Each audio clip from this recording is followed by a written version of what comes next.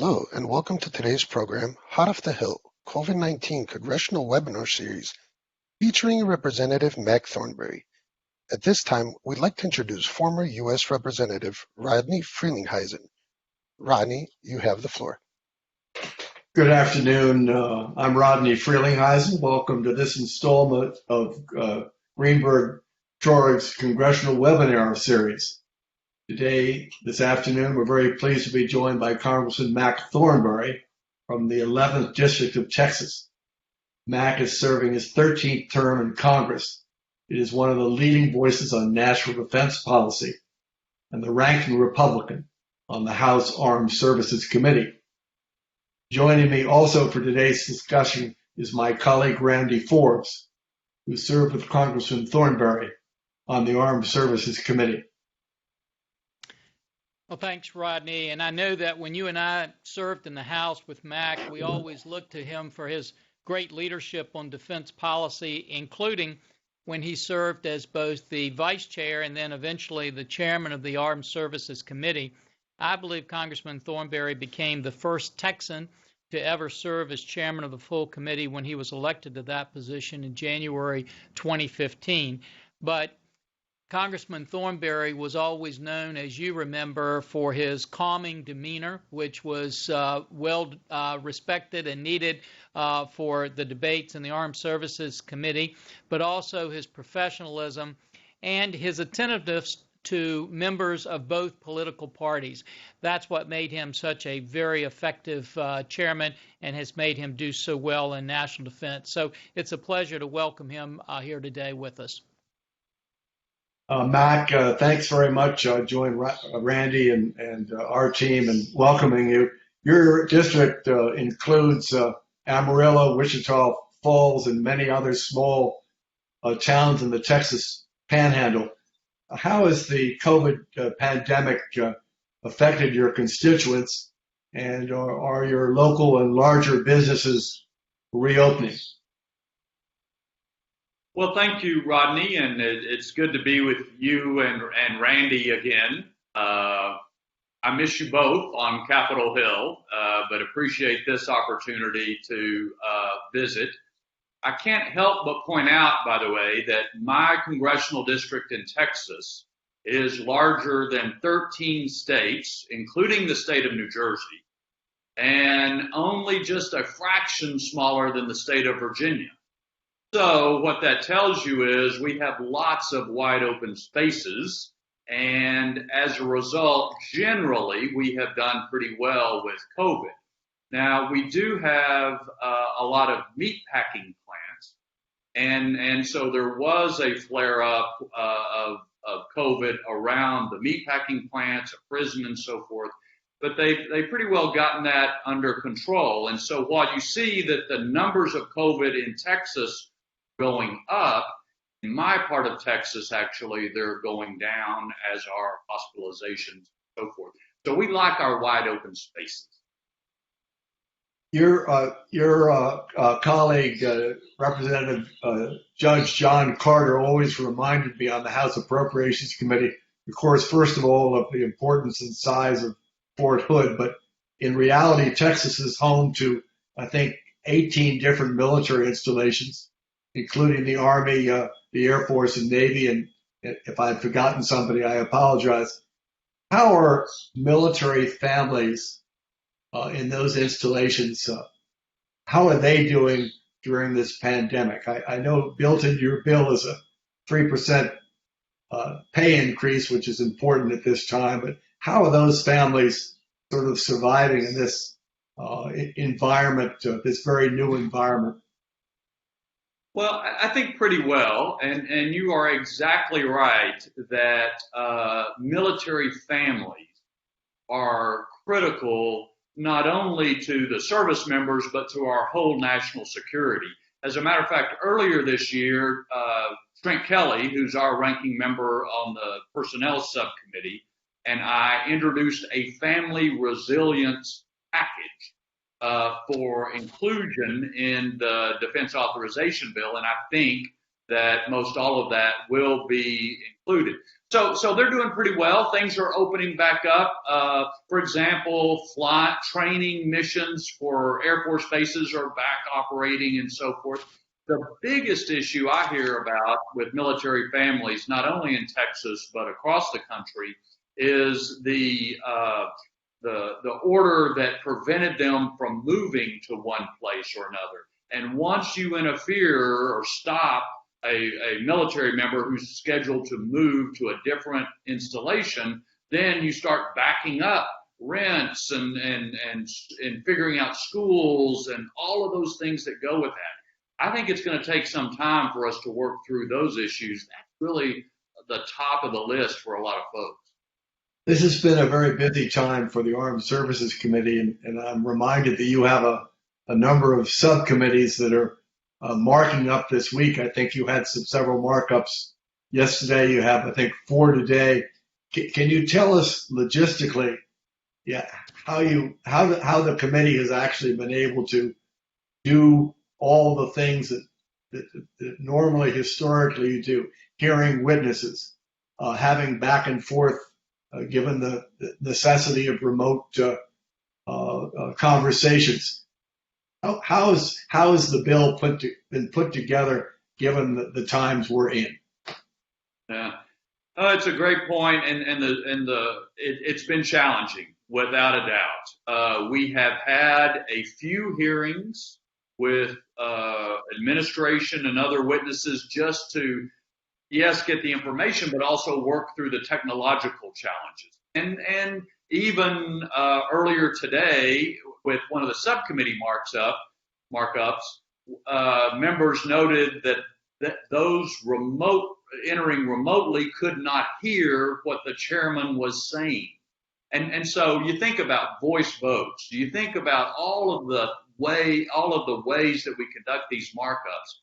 It's an enormous challenge. I'm happy to say that I think most of the members on my side of the aisle are appearing in person, even though we do not have votes on the floor Monday and Tuesday of this week. Most of our members are coming to be here in person for these markups, and they will be here in person next week for the full committee, because they're just, with best intentions, best planning, with technology, it's a challenge, and so we're going to do the best we can. I will say one other thing. Chairman Adam Smith has been good at working with us to try to make sure that these technical procedural issues are worked out between both parties. So that's been a bipartisan effort to make this work, even though most all the Republicans do not agree with this idea that we would participate remotely, much less vote by proxy on the floor. Before turning to Randy, I just like to say what I think you and I and all of us know. The NDA is a must-do bill. And someone told me that I think for the past 60 years, Congress has never failed to act. So the work that you were doing, and you're looking towards maybe a July 1st, some activity on July 1st, you're following a historic pattern of bipartisan cooperation. So thank you for the good work you're doing. And Randy. Well, Rodney, as you know, when we're looking at the title for Mac, it says Congressman Thornberry, and Congressman Thornberry mentioned that his district was almost as large geographically as the state of Virginia. But what's really interesting is if you go to that district, as large as it is, and you ask somebody if they know Congressman Thornberry, they look at you with a rather puzzled look, and they say, oh, you mean Mac. And so that is not viewed with disrespect. It's viewed with a great deal of respect. In Texas, it just shows how his constituents care about him and love him, but also how attentive he's been to them. And one of the things, so Mac, Rodney and I are going to refer to you that way as opposed to the more formal way, if that's okay with you, and it's in a respectful manner, not a disrespectful manner. But one of the things with the Armed Services Committee that a lot of people don't realize, is you have to focus so much of your efforts not on where the ball is today, but where it's going to be 5 years from now, 10 years from now. You can't build an aircraft carrier when we need one. You have to build it now to be ready. You can't build ships now. When you need them, you have to have them already built. And one of the things that you've been so good at is kind of looking at where that ball is going to be in terms of national defense issues. And one of the pieces of legislation I know that you've been working on has been to create an Indo-Pacific Deterrence Initiative. And I wonder if you could just share with our listeners and viewers a little bit about what that initiative is, why you think that's going to be crucial that we deal with it, and whether you think any of that will find its way in the NDAA bill. Thanks, Randy. And, I share your and Rodney's view, of course, that the NDAA is important, must pass. This will be the 60th straight year with Congresses of both parties, presidents of both parties. This would be the 60th straight year that we'd have one signed into law. So it's important. And I think your point is exactly right. The Constitution gives Congress the responsibility to build and support, provide and maintain the military forces of the United States. And one of the examples I think of is a former chairman, Carl Vinson, was pretty much single-handedly responsible for producing the ships that broke the back of the Japanese Navy in the early years of World War II, before that new production had a chance to come online. So you're exactly right. What we do now has long-lasting implications. On the Indo-Pacific Deterrence Initiative, it's not exactly an original idea. It has worked so successfully in Europe to have a dedicated source of funding to help work through infrastructure projects, training and exercises, specific things that are needed to help the allies work better. Take that idea and apply it to what we call our priority theater, which is the Indo-Pacific.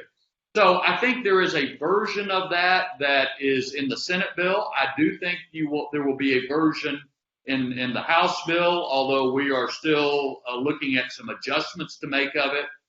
I will confess that DOD was a little skeptical for a while. I've had several conversations with Secretary Esper on this. I think they've kind of come around.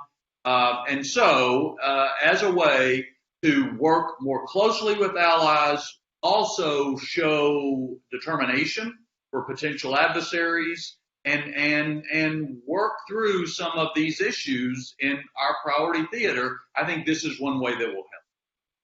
Mac, do you view this as being mainly a redeployment of existing assets there, or do you think there will be new assets that are actually deployed to that theater? Yeah, Randy, I think there'll be both. I mean, especially given the capabilities that China has developed, we cannot afford to have all our eggs in just a few baskets. So we need to do more to spread out. But the rest of the story is Chairman Dunford used to always say, one of the key things the U.S. has that no other country has is a system of allies and partners around the world to work with. And having this sort of dedicated fund to facilitate working with those partners, including, supply depots and training exercises, infrastructure improvements, all of those things that help the militaries and partners work together. I think that is maybe the most valuable part of an initiative like this. Good. Rodney? Your NDAA, will it have a lot of focus on China? I think we know that the Chinese military is the largest in the world. Sometimes people are dismissive of the Chinese Navy, but they have a lot of different types of vessels with, I think, growing capabilities. There's a lot of buildup, I think, on both sides of the aisle that the Chinese are being highly aggressive in a lot of spheres, not only defense, but in a variety of ways across the board. Do you anticipate a lot of amendments that relate to should we say, punitive action against the Chinese government for certain types of behavior that relate to defense, or for that matter, any other issue? Yeah. No, the answer is yes, Rodney. I think a number of things in this NDAA will have China connection. And part of it is, when the Trump administration came in under Secretary Mattis's guidance, a new defense strategy was developed. And part of that strategy is to make sure that we can compete effectively with our most challenging potential adversary. And I think everybody agrees, at least in the mid to long term, and maybe sooner, that is China. So, and I think your point is exactly right. This is definitely not a partisan issue. I've seen pretty significant change over the past 10 years or so with Republicans and Democrats coming to the view that China, the threat emanating from China, their intentions were different than maybe we had expected before. So when we talk about a whole variety of systems, hypersonics, the new Space Force, all of those things have China connections. And in addition to that, what you're seeing are people digging down a little deeper beyond just the weapon systems. Obviously, the Navy, size of ships are critical for this, but digging down to the issue of pharmaceuticals, which has come to all of our attention, with the COVID deal. Virtually all of the underlying chemicals upon which our pharmaceuticals are made in China. And so I think there is interest by a bipartisan group of members to wean DOD, at least, off of Chinese pharmaceuticals and the chemicals which make them. Now, you can't flip a light switch on that, but it's I think evidence throughout the Congress, not just with armed services, that our dependence upon China in so many ways is a national vulnerability. And certainly when it comes to the military, beyond even weapons and so forth, then I think you will see some steps to move away from that dependency.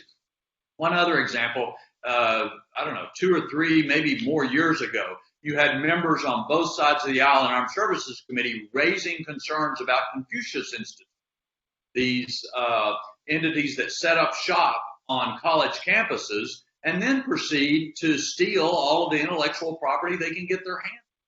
So partly maybe because of the classified briefings we've been getting, I think there's an increased alertness to the variety of methods that China has used and is using to essentially replace us as the world's dominant power.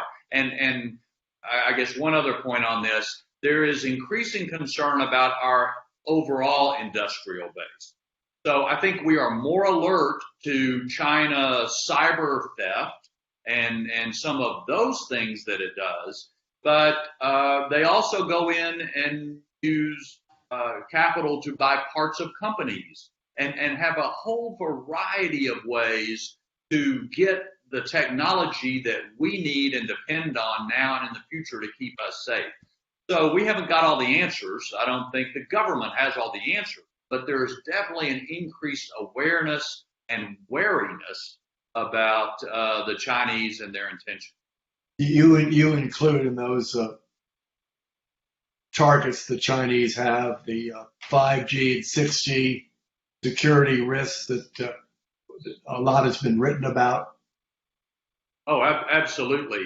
At the Munich Security Conference in February of this year, I think 5G was the number one topic in all of the meetings that we had and other nations had. And again, it's partly a focus on the threat from the Chinese, but then the rest of the story is the United States, along with our allies and countries we trust, need to have an alternative. because if the only option out there in telecommunications is Chinese routers, then we're going to lose that battle. And we have too much gotten out of the business of Chinese telecommunications. So I think that is a really good example. You don't think of telecommunications as central in a lot of ways to protecting the country and national defense, but it is. China has gone a long way to taking over the market, and we've got to develop alternatives with those that we trust so that none of us have to be dependent upon Chinese technology. I think it's a great illustrative example of the challenges we face. So sort of getting back to where I started, so one should anticipate in the NDA, DAA, that there will be amendments that will relate to, reinforcing our own industrial base and protecting it. They'll take some form in those amendments as part of the overall package, and there's a general consensus, as you said, that this is a keen bipartisan interest. Yeah, I think all of that is true. The challenge we have, and Randy will remember this from some previous challenges, there are some things that need to be done that are not within the jurisdiction of the Armed Services Committee. So we'll do as much as we can and as much as they'll let us. But just as, it's often said, China doesn't just have a whole of government approach, they have a whole of nation approach.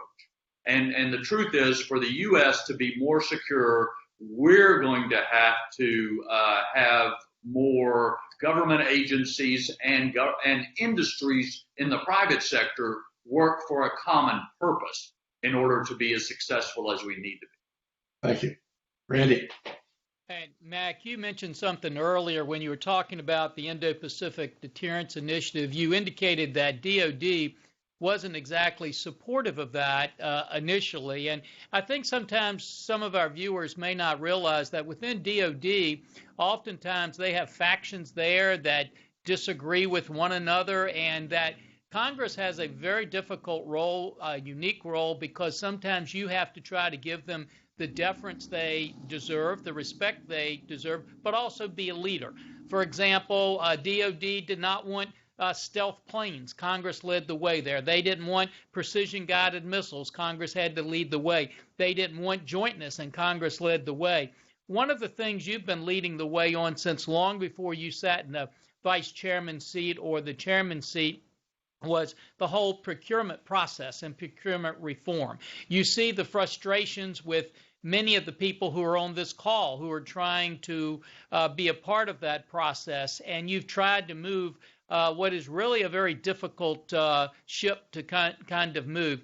I would love to hear your kind of thoughts on where the procurement process is now, where you see that going. And now that we've been hit with COVID relief bills, you have changes in administration, what's your forecast for what people listening to this call can be expecting for procurement reform in the next few years? Well, as you know, Randy, I am nerdish enough to really like this topic because I think it's so important. If you look at what the Chinese are able to do in a directed economy, if you look at how fast technology changes, then it just seems obvious to me that we have to up our procurement process to get the best technology into the hands of the warfighters as fast as we possibly can. And another 20 years to make an airplane or whatever example you want to use is just not going to keep up with either the threat or the pace of technology.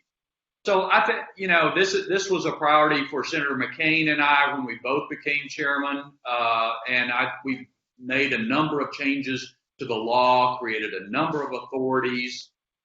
What we knew and has proved true is that you can give them more tools, but it takes a while for the culture to catch up with or to take full advantage of the tools that you give them. And I think we are seeing some good, hopeful signs that folks in DOD are willing to take advantage of these tools, to try things, even if that experiment may fail. And then, part of the responsibility comes back to Congress. We want them to try and fail because that's the way you learn things. So I think there's progress, but going back to the industrial base point that we were talking about a few moments ago, I am most concerned now with the small and middle-sized businesses who would like to do business with the Department of Defense, who may have something that we really need, but it's just too hard. It's too burdensome to go through all of those regulations, all of that time and capital to do business with DOD. So a lot of, I think, what we need to focus on, and what I'm trying to focus on this year in acquisition reform, is to help make DOD a little friendlier place to do business, especially for these small and mid-size. So, I'm under no illusions that we can ever pass a bill to fix this.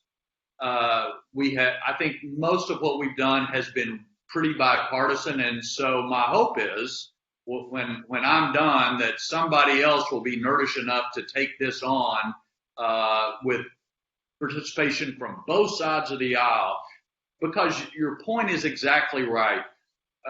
We in Congress have a responsibility to push DOD sometimes in places that they won't go on themselves, or to speed it up somewhat. I think you've got leadership at DOD now who are sympathetic with what we're talking about, with reform, with greater efficiencies and so forth. They are definitely making progress, but Congress has to keep the pressure on to keep us moving at an appropriate pace.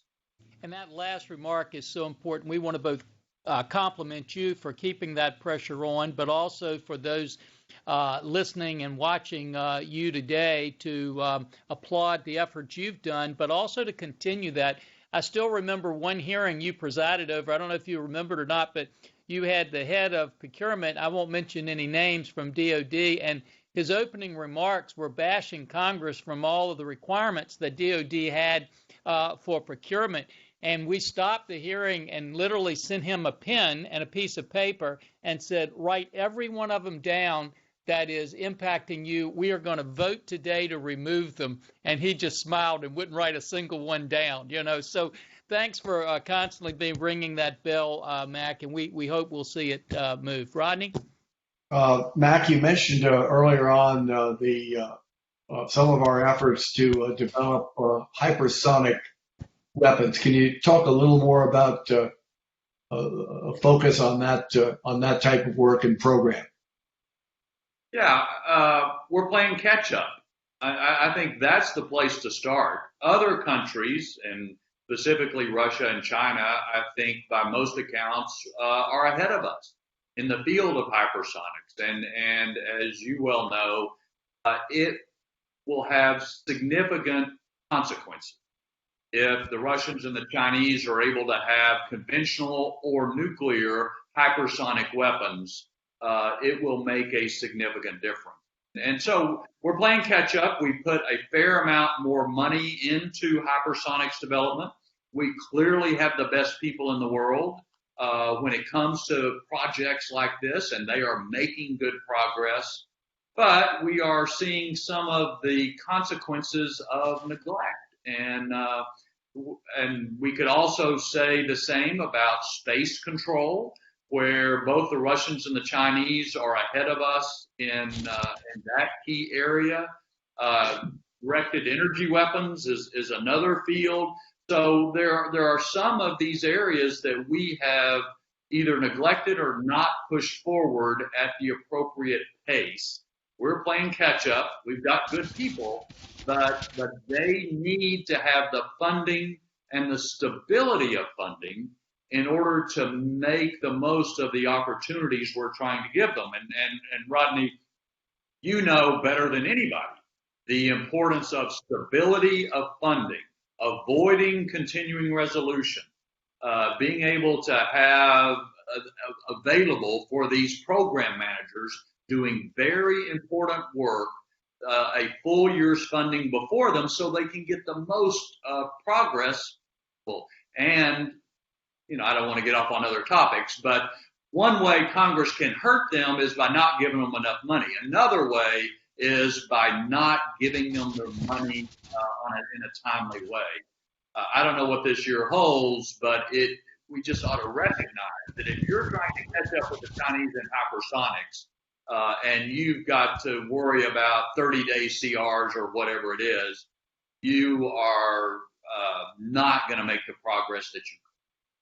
Well, you've got two good people in Chairman Visklosky and Ken Galpert, the ranking member on appropriations, and I think there's always a struggle in terms of getting those bills out, but there's nothing more important than defense appropriations. When you comment and when you talk about hypersonic weapons, some constituents sort of are unbelieving that Russia and China in some areas have some degrees of superiority in space and the development of some of these types of weapons.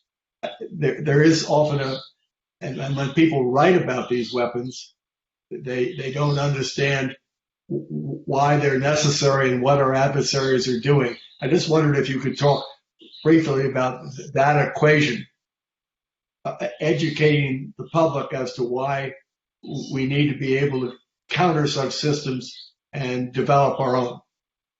Yeah. Well, as you know, some of these matters get a little bit challenging to talk about on an open forum, but yeah. And I'll also say I'm no expert on a lot of this, but simply what we are used to are missiles that have a ballistic trajectory, which means they go up and we know where they're going to come down and how that flight path will go. Hypersonics goes much faster and could be maneuverable so that it would make any sort of defensive system, like missile defense, for example, very difficult to pull off. And so if you can send something that fast, that unpredictably, then it becomes very hard, if not impossible, to intercept. And that's what the other guys are working on. Obviously, we need to have that sort of capability so that if they've got it, we've got it, and hopefully we can prevent China, Russia, or others from using it. And we can make a similar sorts of statements when it comes to knocking satellites out of space. Except I would say in the case of space, we're more dependent upon space than anybody else. So it has a disproportionate effect on us. And these other areas of technology where Russia and China have simply put more effort, money into it, and a willingness to develop and deploy other systems where we have not always. Yeah, thank you very much. Randy. Yeah, Mac, there's probably no area where your ability to forecast the future is more important than when you're looking at the Navy. You mentioned Carl Vinson, and just imagine where we would have been if we hadn't had those aircraft carriers that kind of turned the tide at Midway, and that was all built before the war. It wasn't built after the war. Many people have been concerned about where our Navy's been going the last few years with cultural problems and other kinds of things. But the big elephant in the room is always the number of ships that you have. And we've talked about for some time a 355-ship Navy, but we also know that we have all kinds of budgetary concerns now, especially with these relief bills that have been passed. Can you tell us what you can expect in the NDAA bill regarding shipbuilding and ship construction and the size of the budget there? And then also give us, if you can, just your lookout over the next few years. Where do you see shipbuilding budgets going as we look at these trajectories for the next several years? Well, as you point out, it is very important, and obviously you were if not the key leader in the House on shipbuilding during your time here. I'll tell you, there's a lot of frustration right now, and I think on both sides of the aisle, and partly because of the turnover in the Navy. We have not gotten the shipbuilding plan that was due, and not just the number of ships, but the types of ships has been kind of up in the air. And as you point out, it takes a long time to build these things. It also takes a long time to get the components together before you start building them. These long lead items that you know. So there's a lot of frustration. I think this year's bill, we're going to try to at least keep things moving. For example, the administration budget request only asks for one Virginia-class submarine. We have been building 2 a year, and I think the House bill will try to keep building 2 a year. And as you know, go through all of the capabilities. We were just talking about the areas we're behind the Russians and the Chinese. Well, one of our key areas where we have an advantage over them is in submarine, and you don't want to mess that up. So I think we'll try to do the best we can with the money before us. But it's a challenge, and I hate to go off into other topics, but it's connected. One of the challenges we face is that every leg of our strategic triad, as well as the weapons themselves, are aging out all at the same time. So we've got to replace the bombers, we've got to replace the land-based missiles, and we've got to replace the nuclear submarines, which most people consider our most survivable leg of the triad. And that takes some money. At no point does it cost more than 7% of the defense budget. But the challenge for the Navy is the new Columbia-class submarine comes out of the Navy budget, leaving less for the other kinds of ships. One of the things we've tried to do over the years is make that a separate category. I think, I'm still talking about that, trying to make it a national program rather than just a Navy one. And we can do the same with the bombers and the missiles when it comes to the Air Force. I hadn't quite convinced everybody that that's the thing to do. So all of that is a way of saying the Navy budget is under stress, and those stresses will continue in the future. Yet, especially as you're thinking about the Indo-Pacific, it is so crucial that we maintain our advantage in quality, but also numbers of submarines, and also develop the other sorts of ships that are absolutely essential in that theater, as well as other parts of the world. So we've got challenges ahead of us. And I think some people forget that in that area, our opponents and perhaps enemies have a vote in that too, because as they continue to increase the size of their navies, we either match that or we lose those advantages, as you mentioned, which is crucial. Rodney? Mac, the COVID pandemic is, and we've talked about this, has affected the military generally. In some cases, deployments, in some cases, affected families. The defense industrial base, large and small defense firms, but by any definition, and certainly under current law, these are essential workers, whether they're working on a submarine or a carrier or on a different type of aircraft or helicopter. The workforces today have working conditions that have changed because of COVID.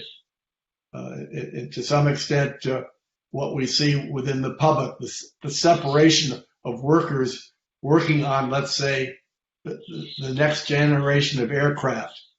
A lot of costs are related to these added pandemic health costs, separating workers to make sure that people are not contaminated. How are those extra costs going to be paid for? By the taxpayers and by delays is what I'm afraid of. This actually was the subject of a hearing we had a couple weeks ago with Ellen Lord, the Undersecretary for Acquisition and Sustainment. And DOD has gotten some money in the previous COVID bills, but only a relatively small amount, and that really just went to pay for the tests on DOD people and some of those direct costs. We have not yet come to grips with the added costs that come from not having workers able to go to work, the delays in programs, and as you know, when you delay a program, it gets more expensive. So none of that has been factored in yet. I assume that there's going to be another COVID-related bill. I have encouraged DOD to try to put the pencil to paper to quantify exactly what their added costs have been from COVID, so that it is ready for a potential COVID supplemental that may be coming, and I hope is coming before too much longer.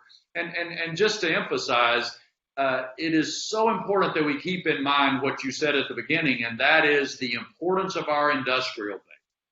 Whether it's shipyards or other key facilities, we don't have any extra.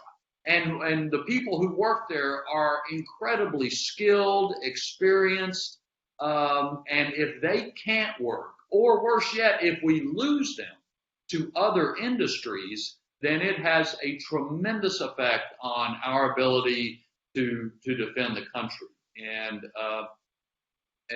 so we have seen some of that really occur with COVID. And if I can just make one other point that I've been trying to preach, the effects of COVID on our country, and especially on our defense, have been a real lesson that adversaries can go to school on. And so one of the things that especially DOD and the military, but also the country as a whole, is going to have to improve its preparedness for is another sort of virus that may or may not be man-made, that may or may not be intentionally induced into our country. Because, as we've seen, you can bring the country to a standstill with these sorts of things, including essential work when it comes to national defense. So these large and small firms, of course, they're in business. Some, in fact, may have some commercial, portion which allows them to be more profitable. But I would assume many of these chief executives are taking a close look and have an accounting, and they will be sharing it, as I assume the military chiefs have already shared some of it with you already. Some of that information. Right. Yeah. They're trying to get the numbers together and the justification for those numbers. We need to be ready because, as you point out, there are consequences. And everything from keeping people on the payroll, paying their health care, to delays in programs, to extra expenses from a small business that goes out of business because it couldn't afford to do all this. And then the suppliers have to find alternatives, weaning ourselves off China. That also has a cost, just down the line. We could talk about some of the liability needs a little later in a future question, but that's obviously something which I think many House and Senate members are concerned, whether there are these types of protections. So Randy, the floor is yours.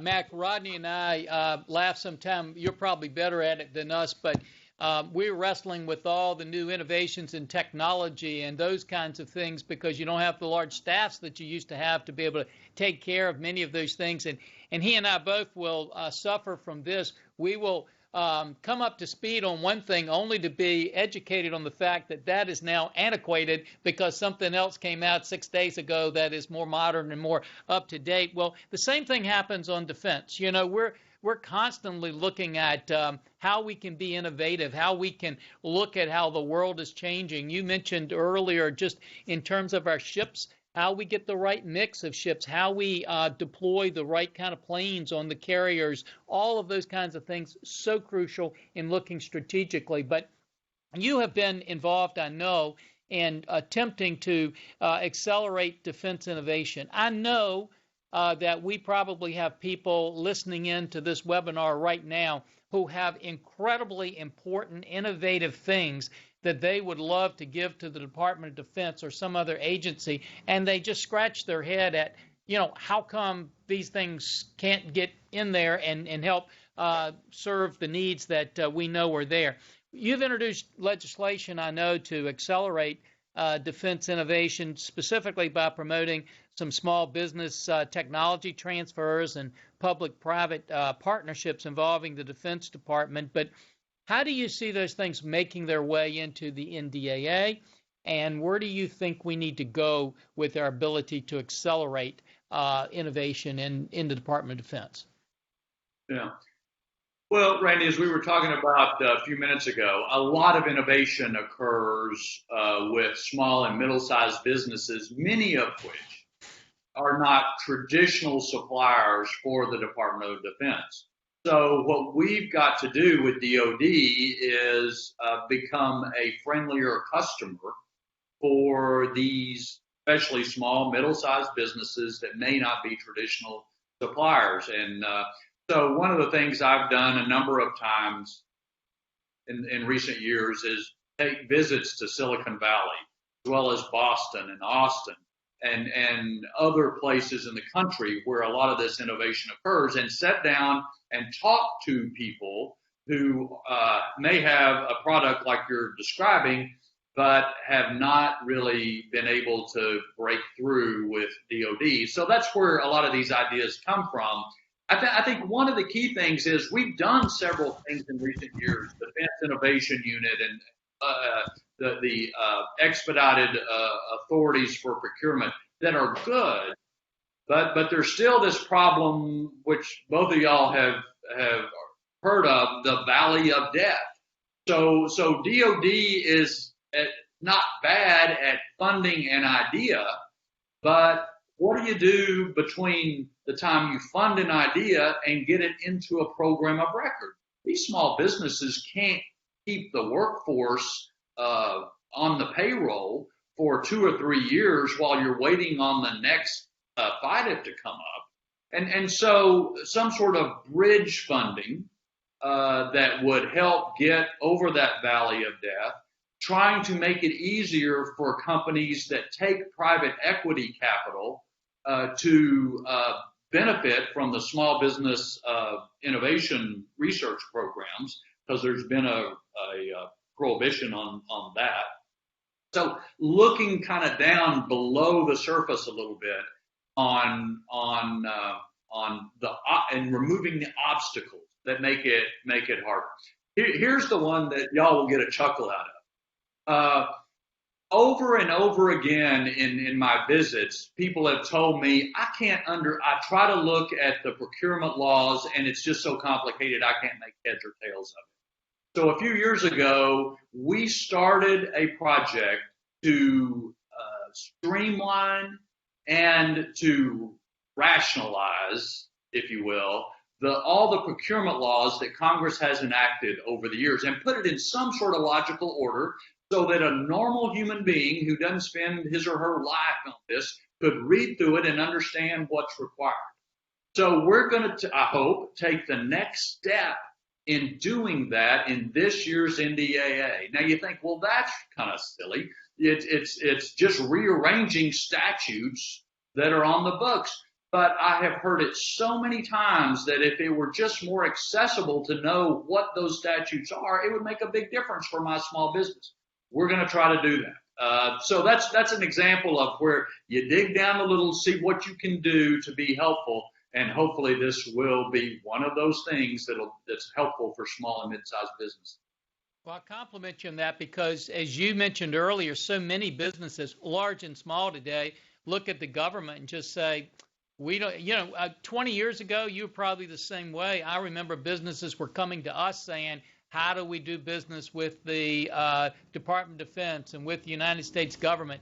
Today, we're going to them and saying, will you come in and help? And they're saying, no, we don't want to do it because it's too much red tape. And like you said, we can't survive economically over that long period of time, so thanks for doing that. One last thing I think they'd be interested in knowing, do you view these changes as kind of bipartisan pushes to have those changes made and get them done? No, absolutely. And it's got to be that way. In order to really get something done and make it last and to change the culture within DOD, they need to know it's not just one side that it'll be gone after the next election. It's coming from both parties, and that's where, as we were talking a while ago, it's important to keep that pressure up coming in from both sides of the aisle. Good. Rodney? I like the term trusted sources. There's been a focus on the supply chain. You mentioned it earlier, of our pharmaceutical base having so many pharmaceutical ingredients. I think 60 or 70% of use in the U.S. and Europe comes out of China. But what about the area of semiconductors and wafers and chips, which are an essential part of our everyday life? Everything that we use that relates to the internet, any type of technology. Will there be things baked into the NDAA that push the whole issue of trusted sources, or let's say chip manufacturing, things of that nature, microelectronics? Yeah. I'll tell you, that is such a crucial issue. As we have begun to look at our defense industrial base more closely, the microelectronics is one of the top 2 or 3, if not the top 1 issue that keeps coming up. And so I think it is absolutely a national imperative that we have, as you say, trusted sources for these little chips that are absolutely essential for virtually everything we have equipment-wise when it comes to national defense. So, we, as we were talking a little bit earlier, we sometimes run into jurisdictional challenges, but DOD can help lead the way in a number of areas. Microelectronics is one, rare earth minerals is another. Some of these things that are crucial, but we have neglected or become too dependent on other suppliers over the years. DOD can help lead the way to get us back to being able to stand on our own 2 feet and be more secure. So it's absolutely of tremendous importance, and we're going to try to push that forward a bit. We're moving towards the top of the hour, but as you know, the HEROES Act did not contain liability protection for businesses. I know the Senate seems to have a more public focus on this. How big of an issue is it for naval yards and manufacturing plants where workers, and I mentioned it earlier, are working in close proximity as things are assembled?